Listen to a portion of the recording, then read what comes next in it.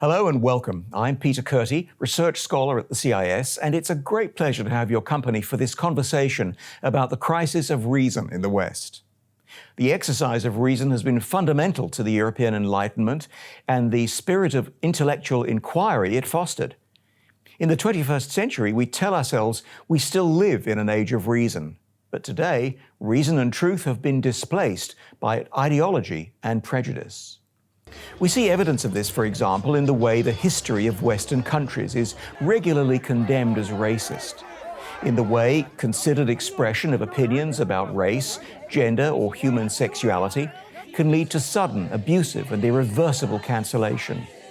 And we see it in the resurgence of anti-Semitism, particularly on the political left, which condemns Israel, the only democratic country in the Middle East, as an oppressive and apartheid state. Well, these are large and pressing issues, and to discuss them, I'm delighted to be joined from Jerusalem by Melanie Phillips. Melanie is an award-winning journalist who has written extensively on these issues for over 30 years. She's also the author of a number of books, including most recently her memoir, Guardian Angel, My Journey from Leftism to Sanity, and her novel, The Legacy, a novel about anti-Semitism. Melanie, a very warm welcome to the Centre for Independent Studies, and thank you for joining us. Hello, Peter. It's a very great pleasure and honour to be with you. Well, let me begin with one of your most recent books, your memoir, Guardian Angel, My Journey from Leftism to Sanity, in which you describe the experience of your alienation from your own political roots. Did you leave the political left, or did it leave you? I think that I am still in exactly the same position as I originally was. That is to say, my values haven't changed, and I'm still committed politically to the same things I was always committed to, which were and are care for the vulnerable, a resistance against any time of tyranny or oppression, the pursuit of reason, care for the community, and justice and truth, and an opposition to racism and bigotry of all kinds, and a desire to improve society by helping enable the good in people to triumph over the bad. Now, those are the things that animated me to begin with, and they still do. What changed was my perception of the people that I thought were on my side, who were the left, and I thought that I was one of them. I never actually thought of myself as left-wing, although people thought I was. I thought of myself as liberal in the old-style, traditional sense of the word. But at that time, we all used to call ourselves the liberal left, and to me, liberal and left were basically the same thing. And so I thought that all those people who were on the left were on my side, on the side of truth and reason and justice and against oppression and tyranny and all that sort of stuff. And in fact, what I discovered quite early on was that they were on the other side. They were actually racist. They actually were on the side of tyranny. They just defined it differently. And not only were they on the wrong side, but because they assumed, because they were the left, they embodied virtue.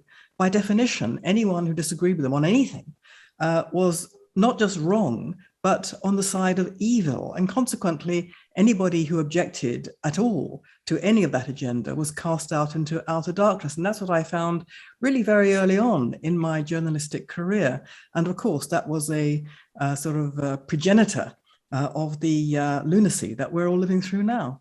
It's interesting because one of the issues you write about regularly is this view, this belief of the progressive left, if I may call it that it's actually the Western nation that's the global source of bigotry and war and oppression, and not the left itself, but the Western nation.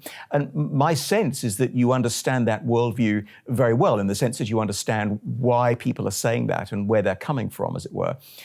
But what impact do you think it is now having, this view about the Western nation? What impact is that now having on the moral and cultural foundations of the West? I think the attitude of the left to the Western nation is absolutely fundamental to what we're living through. This idea that the Western nation is intrinsically evil, that it was born in sin, in colonialism, in imperialism, in discrimination, in bigotry. This idea that if you are of the West, then you necessarily are bad because you are part of a system, a cultural system, which has power over the rest of the world, which is powerless. It is basically a Marxist view, with which I'm afraid our young people over I don't know, 4 decades have actually been indoctrinated. It's a Marxist view of the world, which divides the world up into power and powerless. And power is defined principally by economics and by political power. And on this basis, the nation was deemed to be illegitimate. And anyone who stood up for their nation, if it was a Western nation, was guilty by definition of oppression and racism and all the rest of it. And I think something else was at work as well to bring about this terrible animus against the Western nation. And that's what I've come to think, that at the root of, well, there are many roots of our current discontents, but one of the most important was, I think, the shattering blow delivered to the West's sense of itself by the Holocaust and the Second World War. And the Holocaust, after all, happened not in some benighted backward part of the world. It happened at the very epicenter of European high culture in Germany. And there were people, ideologues of the time on the left, who came out of Germany and went to America, and who carried with them the belief that it wasn't just the Nazis who were to blame for the Holocaust. It wasn't just the Germans who were to blame for the Holocaust. It was the very idea of the Western nation itself, and even beyond that, the very idea of modernity. And that for various reasons which we could go into, to do with, I think, cultural demoralization in the West due to various different types of pressure, that idea took root. And so what we're living through, all these ideologies that we are living through that are suppressing reason and freedom of thought and expression and all the rest of it, they are all rooted in this idea that there is something fundamentally wrong with our culture. And the embodiment of that culture is the nation. I mean, what is a nation? A nation is the name we give to a very large group of people who are rooted in a particular culture, which finds expression through political expression through parliaments and laws that they pass, which exists within a patch of land defined by a boundary. That is a nation, basically. And that the people have a shared culture, which is based on common traditions and laws and religion and language and all the rest of it. And that is a nation. And this is deemed to be completely illegitimate if it's a Western nation. Of course, if it's a developing nation, it becomes heroic, because by definition, according to this Marxist analysis, a developing nation is always in resistance against and trying to throw off the shackles of Western oppression. Now, this is absolutely ludicrous. It doesn't stand the test of reason for 1 second. It is fundamentally bigoted against the West. It characterizes and demonizes anyone who's of the West as being basically fundamentally bad. And you have to kind of exorcise the badness out of you. And that's what we're living through. And it is rooted, I think, absolutely above all, in this animus against the Western nation. In your own work as a journalist, what were the changes that were taking place around you that first alerted you to the fact that some significant shift was occurring in society? And when did the iron first enter your soul, so to speak? Well, the iron entered my soul at various points. I would say one of the very earliest points that I can remember was when I was a very young journalist. I was newly minted as a professional journalist in, I think it was 1977, would you believe? I'm really that old, I'm afraid. And I was working for a magazine called New Society, which was, it's unfortunately no longer exists, but it was a kind of bridge between academia and journalism. And one was able to write very long pieces about social policy. And I remember writing about the newly fashionable idea that people should be removed from psychiatric hospitals and cared for in the community. Now, it sounded wonderful because the psychiatric hospitals were awful. They were absolutely dreadful places. But it was all part of this idea there was no such thing as mental illness, that mental illness was a kind of capitalist construct, and that people needed to be free. And once they were free, they'd be fine. And all you needed to do was basically house them in the community, and then they would be looked after properly. And I thought, however bad the psychiatric hospitals were, this analysis was ludicrous. There was such a thing as mental illness. These people needed care and treatment. And I doubted very much whether there would be any care in the community. I thought they would just be neglected. And so it's proved, with all sorts of terrible effects for them and for society. And I wrote this, and instantly there was a reaction against me, like, you've become right-wing. And I mean, it's 1977, I was 20-something. I mean, I hadn't got the faintest idea what they were talking about. That was a very early sign. I went to The Guardian, I think in 1970, I think around that time. I regarded myself just like any other journalist at The Guardian. And then there was a moment, which I describe in my book, Guardian Angel, which you've been kind enough to refer to, which happened in 1982. I was an editorial writer, a leader writer for The Guardian.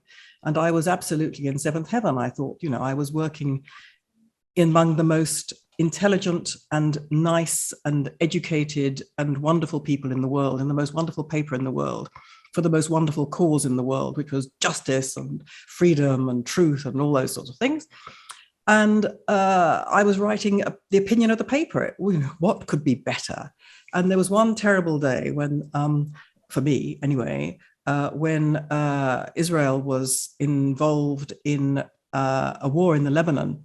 It was very controversial, even in the Jewish community. I wasn't sure what I thought about it. I didn't really much care about Israel in those days. I didn't think about it very much, but I thought, oh, the Israelis have obviously gone overboard. They've got in too far. It's all a terrible mess. But I always understood that they'd gone in for defensive purposes to root out Palestinian terrorism, but I thought it was probably ill-advised and so on. But nevertheless, I was very concerned that there was so much in The Guardian about this. You know, every 5 seconds, there was a splash story about it. There were outraged editorials. There were foaming op-eds about how dreadful the Israelis were if they killed any Palestinian at all in Lebanon. And I thought, this is wrong because it's a defensive war and it's being treated as if it's an aggressive war. And then I was even more perplexed when the president of Syria, Assad, the father of the current President Assad, caused a massacre over, I don't know, a couple of weeks, something like that, of between 10 and 40,000 of his enemies. It was a massacre and in Syria. And this was regarded by The Guardian as simply a down-page foreign story of no particular interest. And I said to my editorial colleagues, my colleagues in the editorial room, why do we seem to have a double standard? I said this in all innocence, and there was a frisson of horror in the room. And I realized I crossed a line, and I didn't realize what line I'd crossed. And they said to me, well, of course there's a double standard. How can there not be a double standard? And I said, what do you mean? And they said, well, we on the West are brought up to respect human life and freedom and human rights. In the developing world, they're not brought up to respect those things. And so we can't judge them by our standard. That would be racist. And I said, what on earth are you telling me? That if people are unfortunate enough to be born into the developing world, they don't have the same rights to life and liberty that we do? In my book, that's racism. And they said, why are you so upset? We do you the great honor. And at that point, I became you. I had been we, but then I became you. We do you the great honor of assuming that you are the same as us. You have the same moral standard as us. And I realized they were referring to me as if I was an Israeli. I'd never been to Israel, never wanted to go to Israel at that point. And they said, and furthermore, you tell us you are morally superior to us. Now, this is an anti-Semitic misreading of what Jews believe. And I suddenly realized, to my shock and horror, that they were on the other side to me, that they were themselves racist and anti-Semites, that they regarded the developing world as less human than they were, that they thought there was something terrible about Jews, and that I was now being put into that category. And that changed my perception of the left. From that moment, I was on my guard. It took me a very long time to break with them, but because they were my family. I mean, it was the way I was brought up. I believed that the things they believed were the things I believed. But I realized at that point, I could no longer trust them to say anything that was of moral value. And I realized that on these important points, they were on the other side to me. I'd like to come back to Israel and the question of anti-Semitic views about Israel a little later in the conversation. But for now, I'd just like to stay with the polarization around the idea of the West, the Western nation and Western civilization. I've got a question from Simon Haynes, who's a very good friend of CIS and runs the Ramsey Center for Western Civilization. And Simon asks how you'd respond to those who say that the very concept of Western civilization is now no more than a dog whistle for the alt-right. I don't really understand what that means, quite honestly, a dog whistle for the alt-right. If by that, what is meant is that under the umbrella of defending the nation, a whole bunch of very unsavory people are signed up, to mix my metaphor, in that a number of people who are not committed to democracy and tolerance and freedom and all the rest of it, but who are themselves bigoted and intolerant and power crazy and slightly crazy, then I agree that under the banner of the nation, you have extremes of nationalism and all kinds of stuff like that. And that's true. The nation has given rise to nationalism. Nationalism is in many ways an extremist ideology in itself. That is true. But the nation does not inescapably mean nationalism of that kind. And that without the nation, we actually have no way of defending the things that I'm sure your questioner supports. If Britain and America and Australia weren't nations during the Second World War, they would not have fought for a common endeavour which they understood themselves to be part of, committed to principles of freedom, justice, democracy, and so on. It is only the nation that enables us to defend ourselves or to defend those values against those who don't have those values. Now, within the nation, there are people who are opposed to that. Within the nation, there are people who are opposed to the nation on the left. And there are people who, while purporting to be for the nation, are in their own behavior and attitudes inimical to the values that we hold dear as a nation. And that is a fight that we should have, against people who have noxious views. But nevertheless, if you say, if the implication of the question is that because those people are, identify themselves with defending the nation, therefore the nation isn't worth defending, that is a nihilistic and really quite culturally suicidal point of view, which would mean that we would never be able to defend the values that I'm sure we all hold dear. I think it's a really important point about one of the key components of the sense of nation is a community or a series of communities bound by a common set of values. And really at the heart of community life, I think, is the idea of the family. But one of the topics it's become so difficult to talk about these days is the family, because the issue of family breakdown and the rise of single-parent families. Now, you've written about what you refer to as a chronic crisis of identity and self-confidence in the family. How does one begin to discuss these changes taking place in society, which goes to the heart of change in the community, which then must surely lead to a change in the sense of nation? How does one begin to go about discussing these changes without appearing to point the finger of blame at people for whom life may have taken a turn for the worse?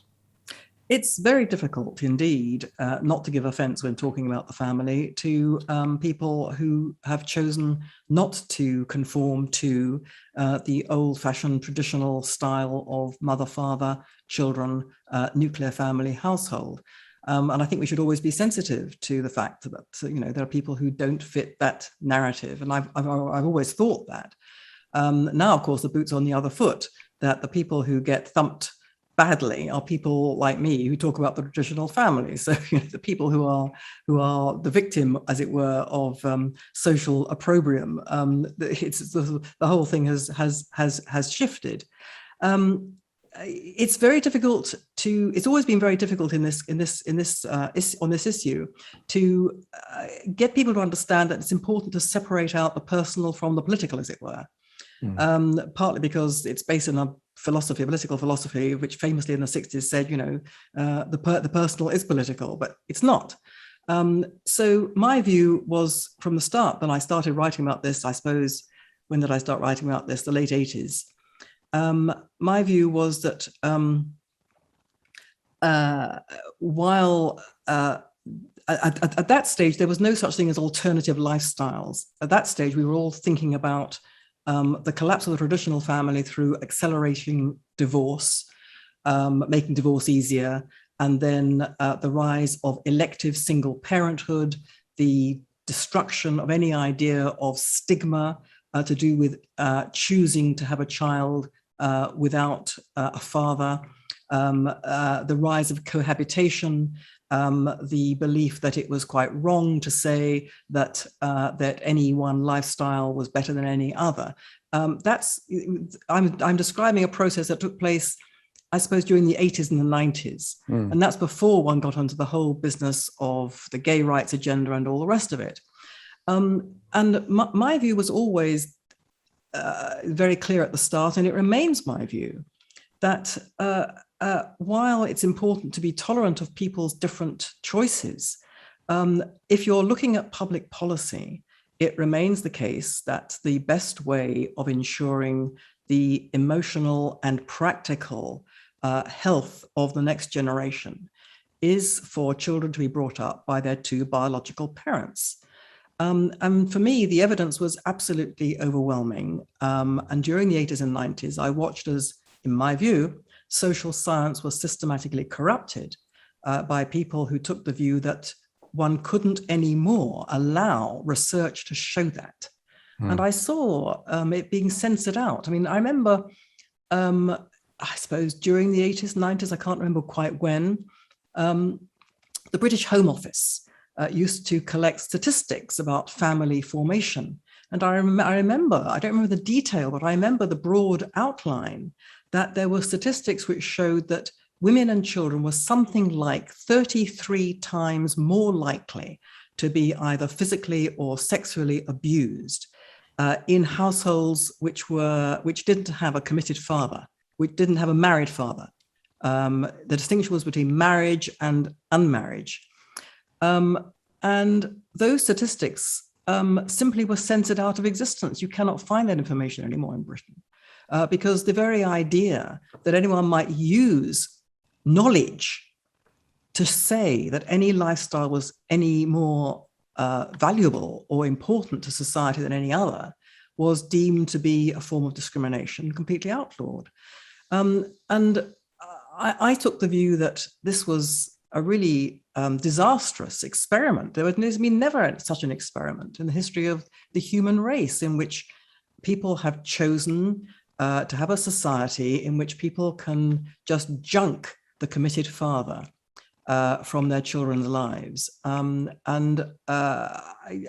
thought it was, given the evidence that we had, which was overwhelming, I thought that it was very likely that we would be producing as a society generations who would be laboring under a succession of disadvantages. And it just seemed to me that one should not choose to introduce disadvantages to people's lives like this. One should choose wherever possible to alleviate the prospect of disadvantage. That to me was part of being a progressive person. It was entirely regressive. to knowingly bring about a situation in which children were born into terrible disadvantage, hardship, and the danger of harm. And that view was deemed to be completely illegitimate, bigoted, reactionary, and so on, and basically run out of town. And so we are where we are. If we can call that process, as it were, the normalization of disadvantage, to what extent do you think that normalization has also been brought about by what's been going on in the classroom, in the so-called culture wars, where cultural relativism is promoted at the expense of objective truth? I mean, has the education of children and the way in which teachers approach the task of education of children had a direct or an indirect impact, do you think, on these changes happening in the family? Well, I think what's happened in education is parallel to, and I would say equal to in importance, or possibly just about second in importance, to the disintegration of the traditional nuclear family. It's the same process that's been at work in the education system, and that we touched on earlier when we were discussing this idea of the nation becoming illegitimate, the Western nation becoming illegitimate. I recall sitting through the debates that went on in the 80s and the 90s in educational circles in Britain, in which principally history teachers, it was history teachers who were in the front line of this in certain respects.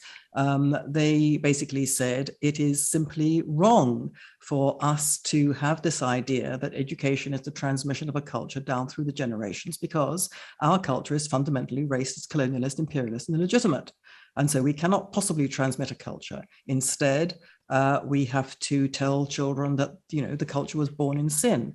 That went hand in hand with what has been called child-centered education, which became very much the dominant vogue, I suppose, really accelerating from the Second World War onwards, but certainly taking shape in the classroom as a kind of orthodoxy during the 70s and 80s.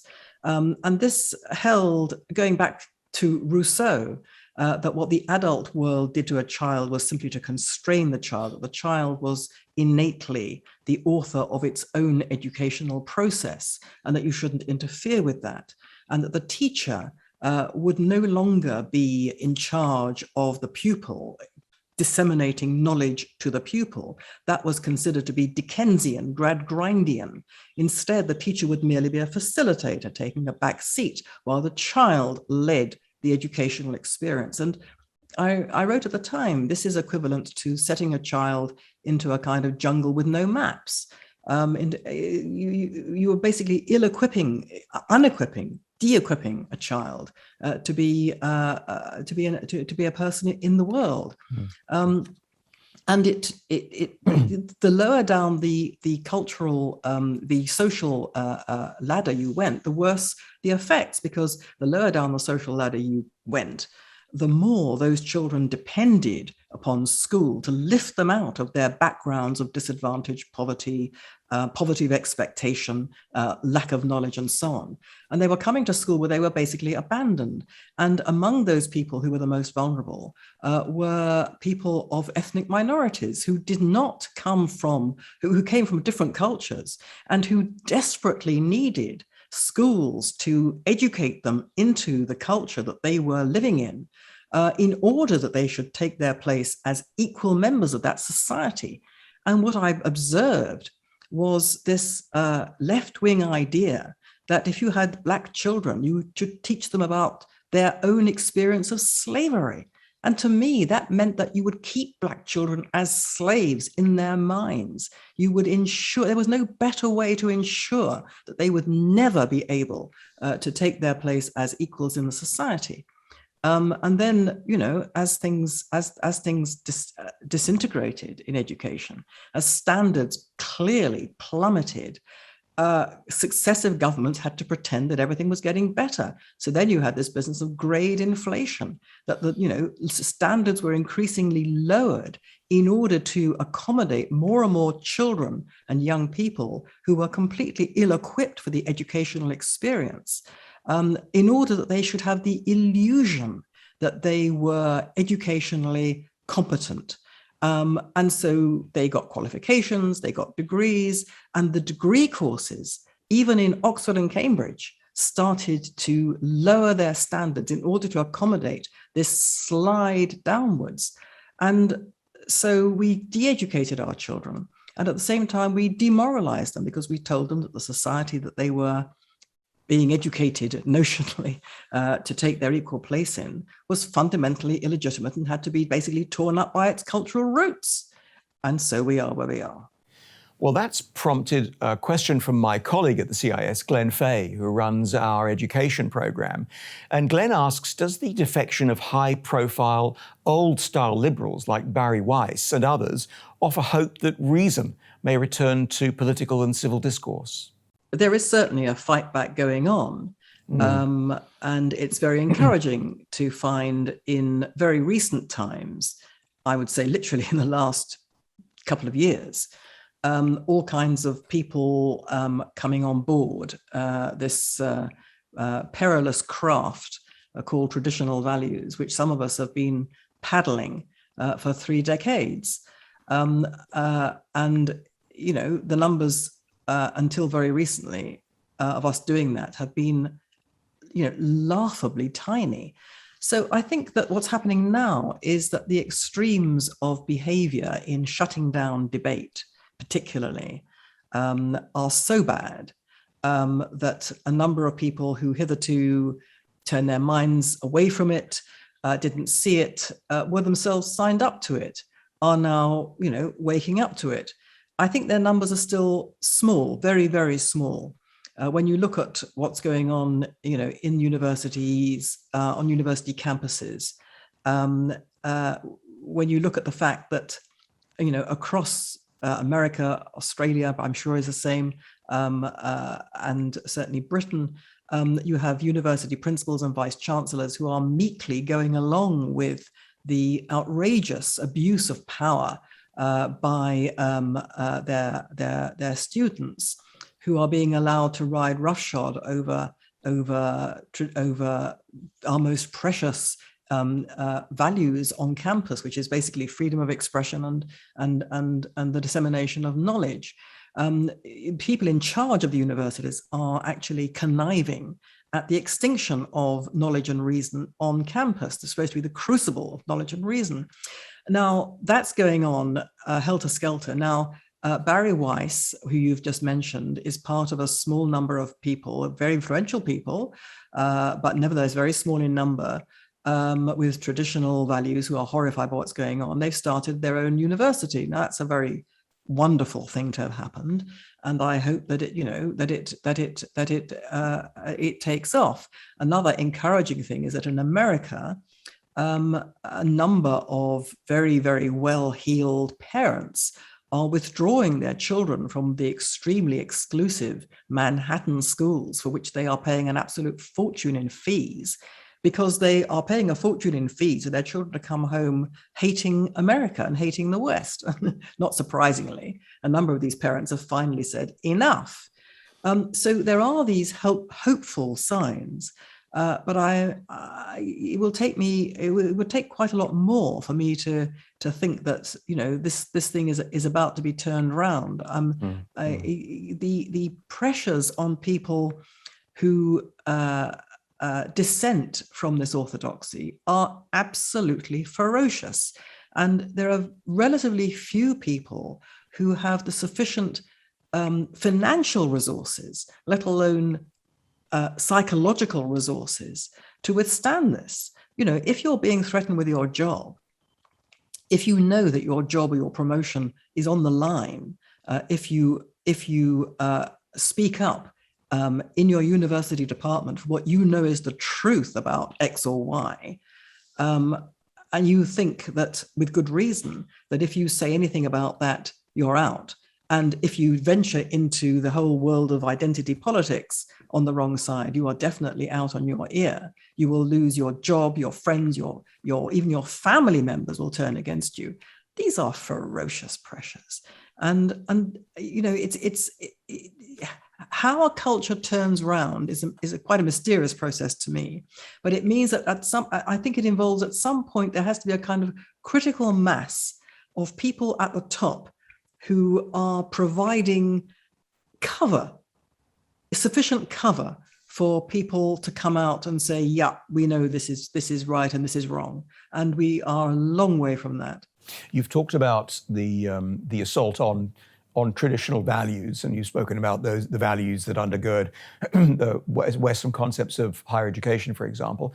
But there's something deeper going on here, I suspect, and certainly it's true in Australia, that there's actually a denigration of the principles of Judeo-Christian morality as the notion of being a foundational pillar of Western civilization, whereas the Judeo-Christian morality is being often denigrated as oppressive and spiteful. Indeed, the argument of those who are waging war on Judeo-Christian morality the argument seems to be that we can never be truly free until we ditch God and absolute conceptions of good and evil. But what would a Western society look like without those absolute conceptions of good and evil?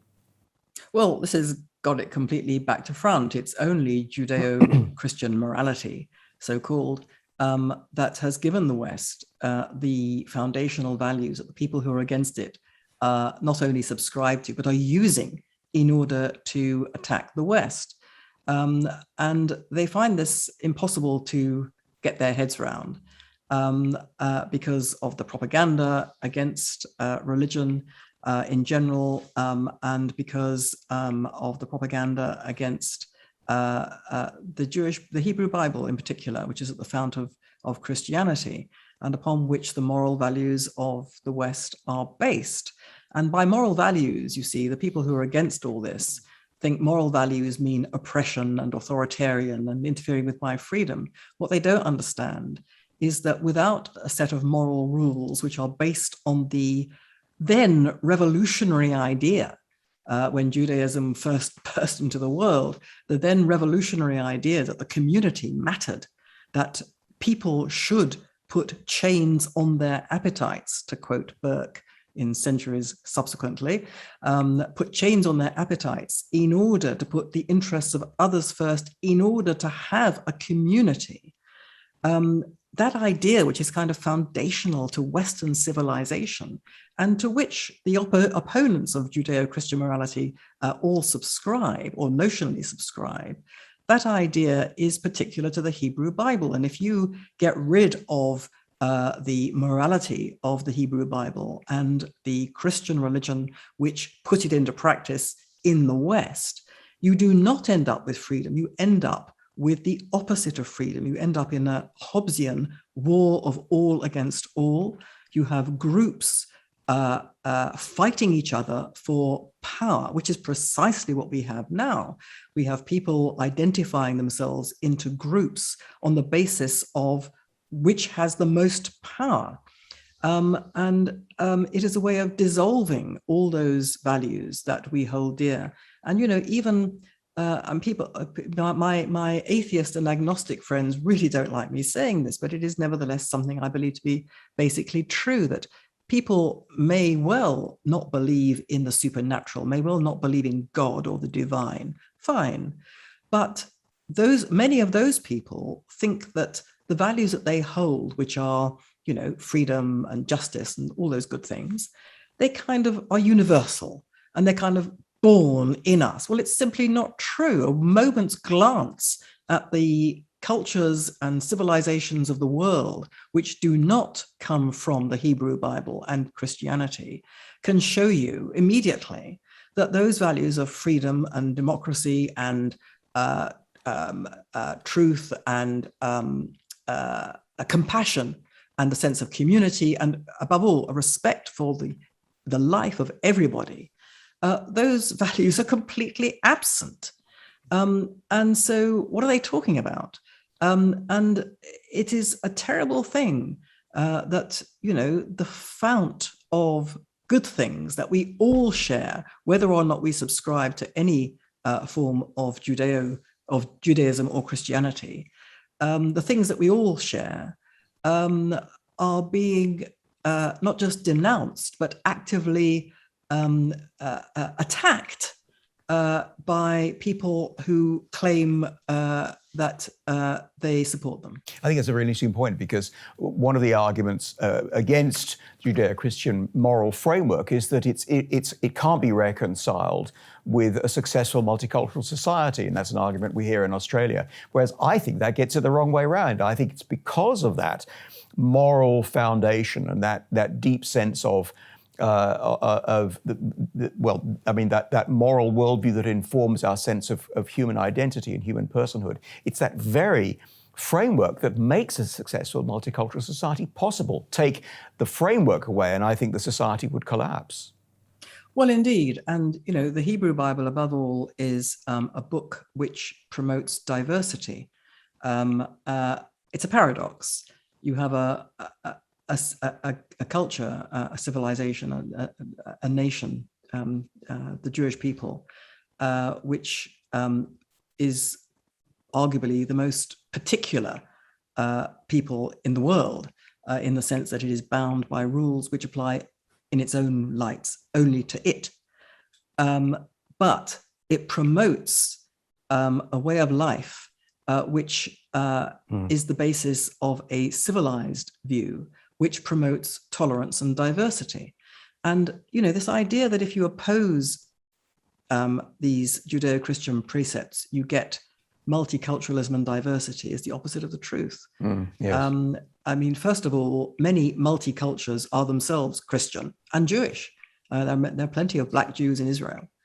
But the idea that it promotes diversity is laughable when you consider that, anyone who dissents from the governing orthodoxy is run out of town, lose their jobs, their social circle, their livelihood, everything, their good reputation. How can this possibly be diversity?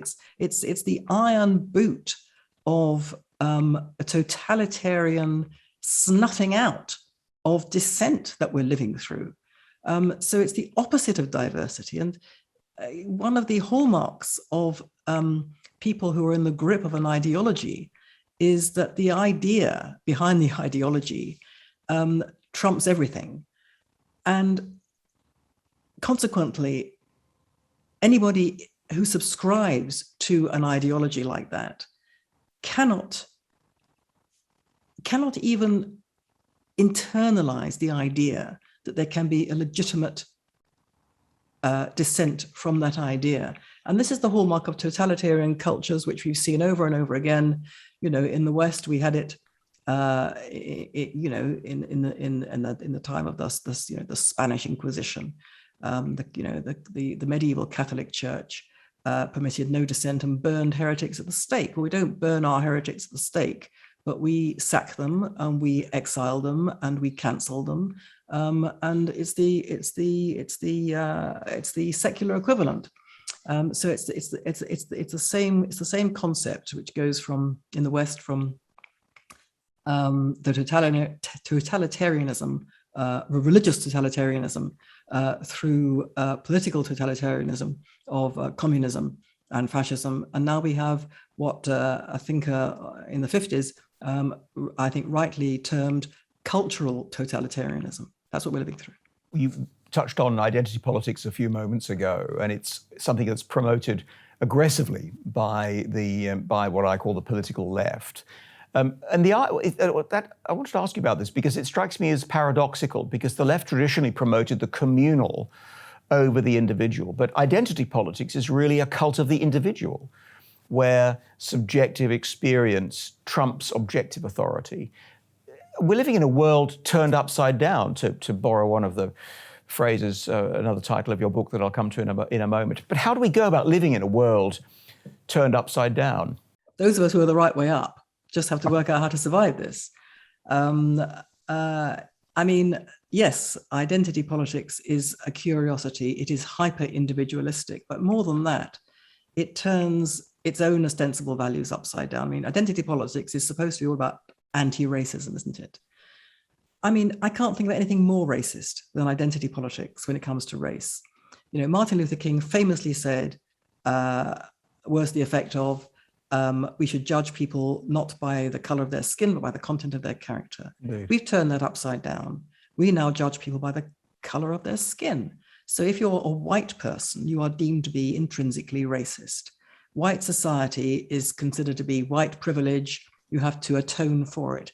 I can't think of any more graphic demonstration of racism than to say that everybody in white society is racist, that white society is intrinsically racist. You are judging people absolutely by the color of their skin. White people bad, people of color good. Now, people of color may well be good, but they may well be bad as well. And one of the hallmarks of being a human being is that we are all capable of both good and bad. We are all capable of making moral choices. We all have free will to make those choices. And the people who basically say that Black people or people of color are not capable of making bad choices are not being anti-racist. They are dehumanizing people who are of an ethnic minority who are not white. They are dehumanizing them by basically saying they're not full human beings. They are not capable of making moral choices. They are simply the victims, the hapless victims of circumstance, which they are absolutely unable to change. So we have to change the circumstances for them. This is not just racist, it's anti-human, it's dehumanizing. And so this is where identity politics has taken us, under the pressure of hyper-individualism, by which I mean this idea that we are all the authors of our own identity and our own lifestyles and our own life experiences, that nobody must interfere with our own individual autonomy to make ourselves happy in the best way we can. And as a result, as a result of that thinking, it goes on, no one has the right to tell me that my identity, my culture, my lifestyle, my nation is any worse than any other lifestyle or nation, unless, of course, you're white and come from a white Western nation state, in which case you are evil. But put that inconsistency to one side. But by any standards, it doesn't make any rational sense, what I've just explained and described. But this is the orthodoxy to which we are all supposed to subscribe. So you ask how we deal with this. Well, as I said, first of all, we have to find a way of keeping ourselves safe in the face of all this. And secondly, we must do in our own way whatever we can to fight it. We must fight it as much as we have ever fought any system which is totalitarian, which is despotic, which is intolerant, which is bigoted. We should fight anything like that. And on that basis, we should be fighting this with all the weapons at our own individual disposal. And I think that really is the warning that you sounded in this book, which I referred to, The World Turned Upside Down. I'm just going to hold it up for the camera. A book you published in 2010, which has proved to be most prescient. But I would highly recommend the book, but it's still in print. But critics have tended to ignore it. And yet I think this is just the warning that you were sounding back in 2010 when the book first came out. Well, that book was the result of my arriving after a tremendous amount of faffing around and taking a very, very long time to work out what was, in retrospect, screamingly obvious from the start, how everything fitted together. I've been fighting all these disparate, battles, first over the nuclear family, then over education, or was it the other way around, education and the nuclear family, then multiculturalism and the nation, then Islamization, and all kinds of stuff. And I was fighting all these discrete battles. And it took me many years, I have to confess, to put it all together and to realize actually it's all the same story. And that realization resulted in The World Turned Upside Down, the global battle over God, truth, and power. Now, I had then and still have great trouble in getting my books published. Publishers will not publish me. Mainstream publishers will not publish me. And that's been the case for the best part of 30 years. Encounter was a rare exception. Encounter published The World Turned Upside Down. And a small publisher has published my most recent books. my novel, The Legacy, and my memoir, which you kindly alluded to, Guardian Angel. But it's a great struggle for me to get published. And when the books get published, they are not reviewed. And it's a deliberate policy. You don't review the book, no one knows about it, it doesn't get read. And that's basically true, except of course now we have social media, and one is much more able to fight this with those weapons, with that weapon of social media, than I was, 20 years ago, 30 years ago. But it's still it's still a great battle, because even with social media, there's only so far you can go, and there's no doubt that the decision of mainstream media not to review my work has had a great negative impact.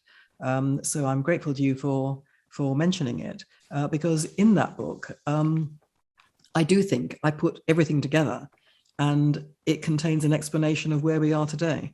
I'd like to ask you about Israel. We've touched on it already earlier in the conversation. A country, a democracy that has seldom been out of the news since its creation in 1948, and a country which has become your home. However, in 1986, you remarked that Israel is becoming a pariah. So this is nearly 40 years ago. You remarked that Israel has become a pariah, and I'm quoting, "I think that it's going to continue."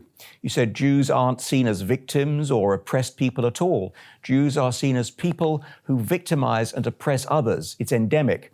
But there is an almost universal reluctance to admit this undercurrent of anti-Semitism that exists.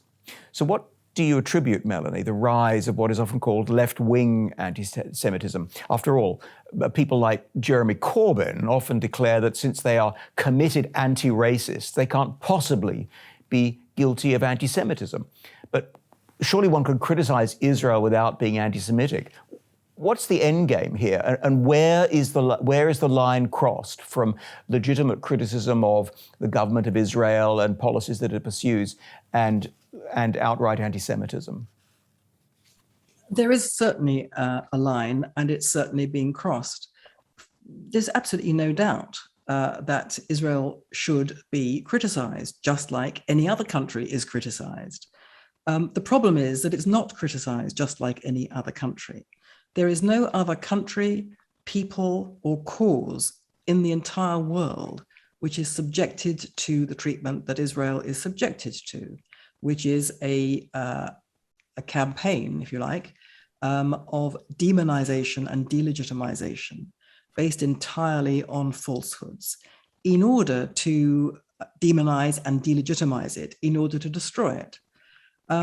Now, people who have subscribed to those lies and falsehoods find this impossible to believe, because they have no reason to believe that they are lies and falsehoods. And that's because virtually the whole Western media has been colonized by this view, which has basically taken the history of the Jewish people in the Middle East and turned it upside down. First of all, it's evacuated the Jewish people of its own history. The Jewish people are the only people for whom the land of Israel was ever their national kingdom. And that was the case many, many hundreds of years before Islam was ever invented. Now, people who believe that the Palestinians are the indigenous people of the land find this impossible to believe, because no one's ever told them this history. No one's ever told them that the international community, the precursor to our United Nations of today, the League of Nations, no one's ever told them that in 1922, the League of Nations decided that the Jewish people alone should be given the right to settle in Palestine, as it was called by the Romans originally, in Palestine, which was then consisted of what is now Israel, what's called the West Bank, and Gaza, that the Jews should be given the right alone to settle all that land because of their unique historic connection to the land. And that was international law in a treaty in 1922. That was opposed, to put it mildly, by the Arab world, who have variously, for the last 100 years, sought to destroy Israel. Now, that's no longer quite the case. A number of countries in the Arab world have, whether they say it or not, reconciled themselves to Israel's existence. The main people who are still trying to destroy the Jews' entitlement to their own homeland in the land of Israel are the Western left. The campaign, as I say, is unique because it is based entirely on falsehoods. And not only falsehoods, but it is obsessional. It subjects Israel to a double standard, to standards which are applied to no other people. It holds Israel responsible for crimes that Israel has not only not committed, but of which it is the victim. And in these and other respects, the treatment of Israel corresponds exactly to the treatment given to the Jews, which we call anti-Semitism. Anti-Semitism has taken various forms over the centuries. It has morphed. It is the longest hatred. It never goes away. It has morphed from, it has taken various different forms, including theological anti-Semitism under Christianity, through racial anti-Semitism under the Nazis. And now, instead of demonizing Jews as people or as Jewish religious thinkers, believers, it's demonizing the collective Jew in the land of Israel. Now, why has this happened on the left? There are a number of reasons. It's a big subject. Part of it is obvious, that the left has been taken over by Marxism, and Marxism is fundamentally not just anti-nation, but anti-Semitic. You only have to read Marx's own words. Marx was born a Jew, but his family converted and baptized him, converted to Christianity and baptized him. Marx was fundamentally and pathologically and obsessively anti-Jew. Marx wrote that the perfect ideal society would be one with no Jews in it. Modern people on the left who have drunk deeply from this poisoned well also believe, as Marx told them, that the Jews are basically behind capitalism. And since they are against capitalism, they are against the Jews. And they believe that the Jews are all powerful and that they control the foreign policies of Western governments in their own malign interests. Now, this is what the left believes. At its extremes, it says so. You have to understand that if you scratch below the surface of people who don't say these things, they basically still think it. And not just the left. Many, many people in the West believe this is intrinsic to Western culture, Western literary culture anyway, that the Jews have these demonic and powerful qualities. And then the last piece of this puzzle is the thing which we have constantly been alluding to, the nation, the Western left's hostility to the Western nation. Israel is regarded as a Western nation. Now, this is in many respects true, and in many respects it is ludicrous. Israel is a Middle Eastern nation. It is a Middle Eastern country. It is, it's so different from the West. It's just ludicrous. And most people who live in Israel are brown-skinned. A small majority of the Israeli Jews are brown-skinned. They come from the Middle East. 20%, roughly speaking, of Israel's population are Israeli Arabs. And then there are others as well who come from Africa. Now, this idea that Israel is a Western nation is in many respects absurd, but the idea of it being a nation is crucial. The Jewish people actually invented the prototype nation. The Jewish people's religion, the religion of Judaism, is intrinsically bound up with it being a nation in a particular land. That doesn't mean that all Jews subscribe to Zionism. It doesn't mean that all Jews need to live in Israel or want to live in Israel. That's not the point. The point is that the religion of Judaism is intrinsically bound up with the land, because Judaism is a religion of a people that became a nation bound by a system of laws relating to a particular piece of territory. And it not only did that, but it became a kind of prototype nation that could govern itself in the sense that under the Davidic dynasty, under the kingdom of King David, King David brought together hitherto disparate and warring tribes and made them into one polity. And that's been the kind of template, in fact, was a template for Britain as a nation, and it's been the template for America as a nation. So in that sense, Israel is the quintessential nation state. And so if you have an ideology which is fundamentally against the Western nation state, you have to be against Israel. It is the paradigm of what you're against. So for all these reasons, Israel is singled out for attitudes and attack which are given to no other nation, cause, or people on earth. And in my view, I'm not alone in thinking this, the fact that these characteristics of attack upon Israel correspond exactly to the characteristics of traditional anti-Semitism as we have always known it is no coincidence. We're almost out of time, I'm afraid, Melanie. So in wrapping up, I'd like to bring us back full circle, because we have talked in various ways about the eclipse of reason marked by corruption of the language of virtue, morality, truth, community, family, the nation. Hegel, very fond of this remark, made that wonderful remark that the owl of Minerva always takes flight at dusk, meaning that we only come to full understanding once the day's events have passed. Well, as a final question to you, if reason has been eclipsed, do you think the owl of Minerva is already on the wing? And if the eclipse of reason is the real crisis facing the West, how do we pull back, if we can, from the brink of its collapse?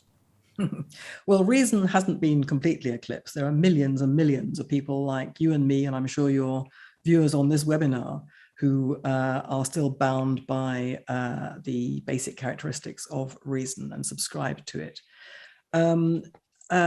However, having said that, I do believe that there is an eclipse of reason going on among the people who are the guardians of our culture, as it were, but the people who create the cultural weather, who make the cultural weather. And I believe that there is a fight going on for the West's very soul at the moment. And it's not at all clear how it's going to end. I mean, the West, as we've been talking, just as we've been saying in this discussion, for the last 4 decades at least, has been basically moving steadily towards a kind of cultural precipice, taking moves, making moves, cultural moves, social moves, which are socially and culturally suicidal, either not realizing that that's the case, and not realizing that it's on a cliff, let alone how close it is to the edge, or deliberately taking it off the edge of that cliff.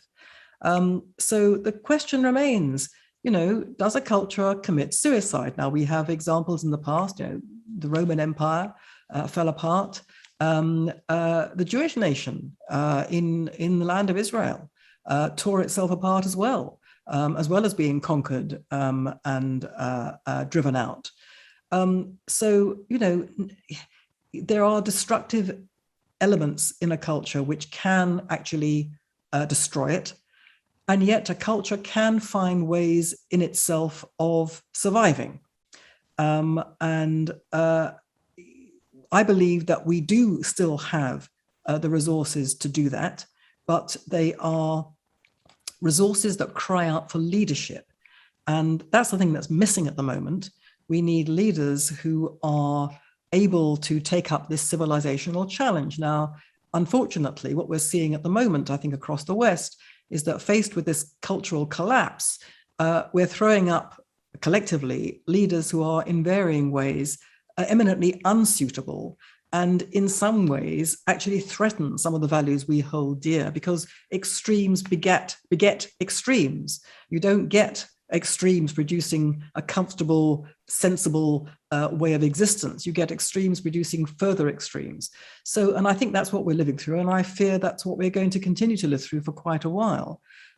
However, I don't think one should ever underestimate the resilience of ordinary people and the power that ordinary people can wield if they put their minds collectively to it, for which you need a whole set of circumstances which have to come together to produce leaders who can actually shape this in a positive way. Maybe such leaders potentially exist. Maybe they are among us. They haven't yet manifested themselves to us. Maybe they will. Let's hope they will. I don't know how this is going to end, but I do know that it's not over until the fat lady sings, if that's not being sizist. It's a great note on which to end. Melanie Phillips, thank you very much indeed. It's been great to have you on this webinar from the CIS, and thank you very much. Your books are still in print and are available through your website. And I do wish you, on behalf of us all here, very great success in all the work that you do. Thank you very much indeed, Peter, and I very much enjoyed our conversation. Thank you for having me with you today. For decades, the CIS has been a fiercely independent voice working hard to promote sound classical liberal principles. To be notified of our future videos, make sure you subscribe to our channel and then click the notification bell. We rely solely on the generosity of people like you for donations to advance our classical liberal cause. Check out the links on screen now to see how you can get involved.